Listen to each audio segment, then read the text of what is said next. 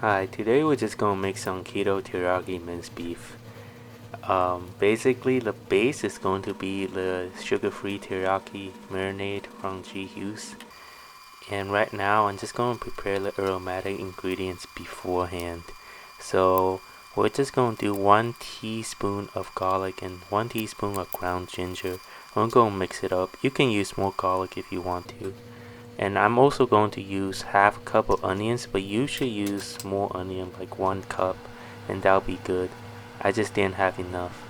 So basically what I did was I sprayed a lot of peanut oil on the pan and I'm just waiting for it to heat up. And right now I'm drying the ground beef so it doesn't go poppity pop. Well, you got a lump of flesh. What should you do right now? Well, you should mix it up. Yep, that's right. You want to mix it and mix it and mix it more. And after you mix it, you can turn up the heat a little bit, like right now. Yes, I time traveled and I time traveled again. So basically, all I did was I keep mixing and mixing and mixing. And after you mixed it for a while, you can add your onions. I only use half a cup, but again, you should use probably 1 cup or more. I only had half a cup in my refrigerator. And I'm about to add in the base, which is the low carb teriyaki sauce. Um, yeah, the reason I'm cooking this dish right now is because I got this ground beef and it's been in my refrigerator for like a decade.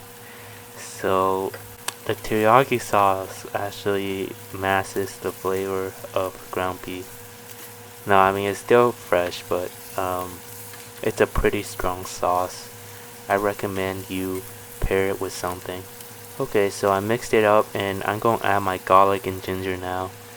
Basically, it's the aromatics again.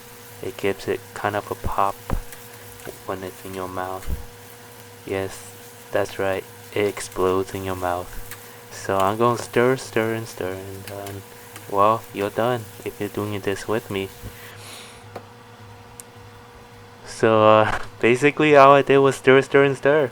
You're gonna add some black pepper and salt at the end. I did. Basically, I added at the end because I didn't want it to burn. You can pair it with some creamy spinach and cauliflower rice. I recommend cauliflower rice.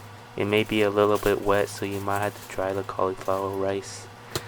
Alright, that's it. You're done. That's it. That's it. Well, thank you for watching.